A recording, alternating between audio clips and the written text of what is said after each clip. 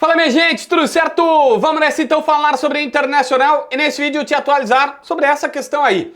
O Inter tem duas, quem sabe pode ter uma terceira proposta que deixará mais de 200 milhões de reais na conta do clube e que pode gerar aqueles famosos milhões para salvar o Inter pelo menos por um tempo.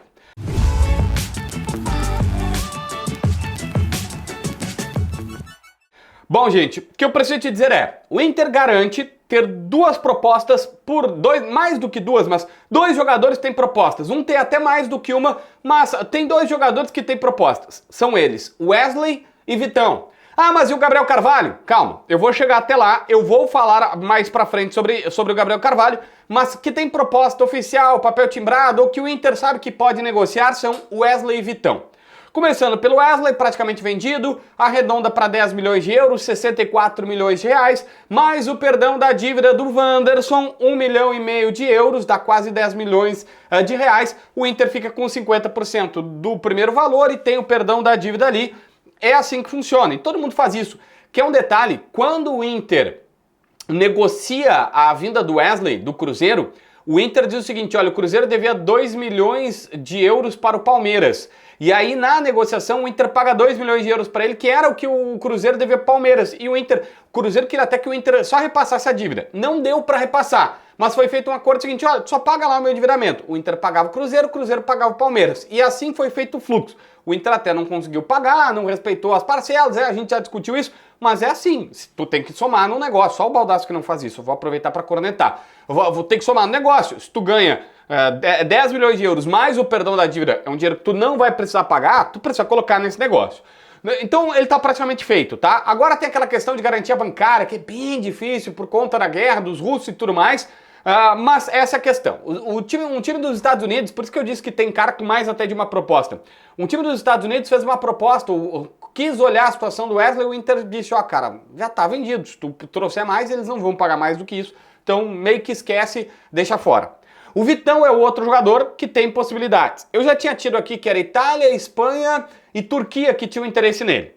O Inter quer 10 milhões de euros para negociar o Vitão. Esse é o valor, mesma quantia, 10 de euros. A diferença é que no Wesley o Inter tem 50%, no Vitão tem 80%, os outros 20% do jogador, e a negociação, inclusive, já foi feito isso, que o Inter ficaria com 90%, o jogador com 10%, dependendo do tamanho da proposta. O problema é, o Bet chegou com 10 milhões de euros, queria pagar parcelado, teve toda aquela questão depois de fair play financeiro, não fechou. Agora, era o Napoli que chegou, e a última visão que tem, ou a última informação que me deram é, olha, o Napoli chegou a 8 milhões de euros, o Napoli não chega a 10. E aí pro Inter, vender por 8 para ficar na casa dos 6 é ruim. O Inter quer 10 para ficar com pelo menos 8. Ou bota 9, eu fico com 8 e o jogador pega 1 milhão de euros só. Bom, isso dá para negociar, mas o valor do Inter é 8 de euros por esse jogador. Mas tá rodando. O que não tá necessariamente rodando é o Gabriel Carvalho. Todo mundo no Inter garante que não chegou a proposta pelo Gabriel Carvalho. E aí tem várias versões. Se chegar a 22 milhões de euros, vai ter negócio. É óbvio, eu nem preciso te dizer. Mas assim, primeiro, uma informação de que o Inter já sabe desse negócio, ou já sabe que é algo está acontecendo, lembra quando a gente começou a trazer, os dirigentes do Inter viajaram para ver a situação, viabilizar a situação do Bernabéu?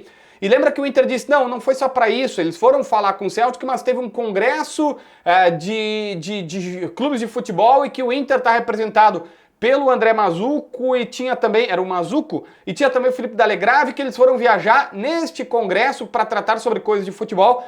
Lá já se falava sobre isso. Lá o Gabriel Carvalho foi apresentado para esse clube, o Al-Qadisiyah, que tem caras aqui, que tem um olheiro brasileiro que viu e indicou o jogador para esse clube saudita e que está tentando fazer um negócio. Mas não é um negócio tão viável e tem várias situações. Por exemplo, há informações até de que seria em dólar a quantia, não em euros, tá? 22 milhões de euros para dólar não é tão diferente. Mas, por exemplo, eu já recebi que seriam 16 milhões de dólares fixos e mais bonificações que chegariam a 22.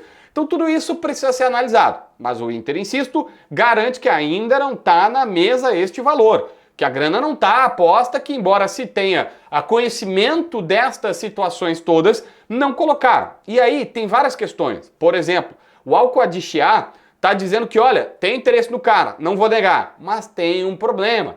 Nós temos uma questão importante a tratar. O jogador precisa ter vaga de estrangeiro, que estão ocupadas. Ah, mas lá tem vaga para jovens. Tem, tá ocupada também. Então eles precisam saber o que eles vão botar no time. Só que o Gabriel Carvalho ontem até disse que é abril, ele só faz 18 em agosto do ano que vem. Daqui a pouco faz um negócio agora para levar em agosto, no meio do ano que vem. Só que também uma outra ponderação feita ontem por importantes dirigentes. Olha, o plano inicial era, Gabriel Carvalho sobe esse ano, amadurece, joga algumas partidas e em 2025 joga. Tem chance, tem possibilidade e tudo mais. E aí, a partir do momento que o Gabriel Carvalho jogar, tiver chance, bom, daqui a pouco se ele estoura, 22 milhões de euros é pouco. Pode chegar a 30 milhões, 35, já ouvi falar, olha, se esse cara joga, né, um baita de um campeonato brasileiro, vira titular, com 18 anos apenas, o mercado vê muito isso. O Wesley tem 25, o Gabriel Carvalho tem 18. Isso, cara, para eles faz muita diferença e tu conseguiria vender. Mas lembre-se, esse é o exemplo positivo, que pode dar certo e que é uma aposta. Mas tem vários outros jogadores, por exemplo, que a gente... Bom, o Baldasso deu um piti quando liberaram o Praxedes. Se viu que o Inter fez um baita negócio com o Praxedes, que ele acabou não conseguindo vingar e não deu tão certo quanto se imaginava. O Peglo agora tá seguindo a sua carreira, trajetória, tudo certo, mas foi pro futebol dos Estados Unidos. Acertou com o time dos Estados Unidos o Peglo, acho que é o DC United. Bom, era o camisa 10 da Seleção Brasileira Sub-17 que eu, inclusive, gerava muita expectativa. E isso, obviamente, está sendo colocado na balança. O cara pode explodir, mas o cara pode não jogar nem perto do esperado.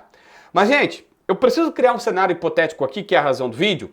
Se tu somar, vende 10 de euros o Wesley, vende 10 de euros o Vitão, vende por esses 22 milhões de euros ou dólares o Gabriel Carvalho, bom, tu faz. O presidente garantiu que não vai ter desmanche. Mas numa entrevista pro Meneghetti, que ele deu ontem, tá todo mundo falando dessa entrevista, né, fortíssima pro Meneghetti, o presidente diz, ó, não vai ter desmanche, mas tem que ver, daqui a pouco sai 4 atletas, mas nem todos são titulares. Bom, se tu tira Wesley e Vitão e mais o Gabriel Carvalho, que é um reserva, tu não tirou tantos titulares assim no time. E aí o Inter, cara, somando só o valor do Inter, que é o que importa, porque assim, o Palmeiras tem metade do Wesley, o Vitão fica com uma parte, o Gabriel Carvalho também tem uma parte, o próprio jogador do seu negócio. Só para o Inter dá mais de 220 milhões de reais, com certeza. Só para a conta do Internacional. Assim, com 200 milhões é certo que o Inter... Porque esse valor também vem parcelado e tal, mas o Inter garantiria 200 milhões, mais de 200 milhões. Olha, dependendo da cotação e tal, dá uns 230 milhões de reais. Há pouco, o Inter estava pedindo debênture, que é pegar dinheiro emprestado com juro menor de investidor para pagar o juro bancário, que é muito maior. E aí não se colocou por conta do Beira-Rio, por conta de garantia de que não vai se endividar mais ainda, enfim.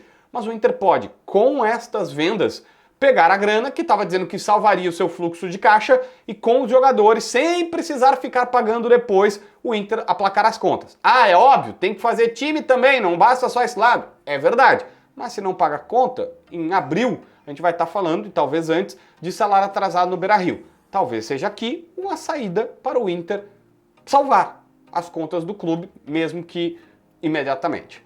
Inscreve no canal, assina a notificação, deixa teu like, comenta aqui embaixo para ver mais vídeos.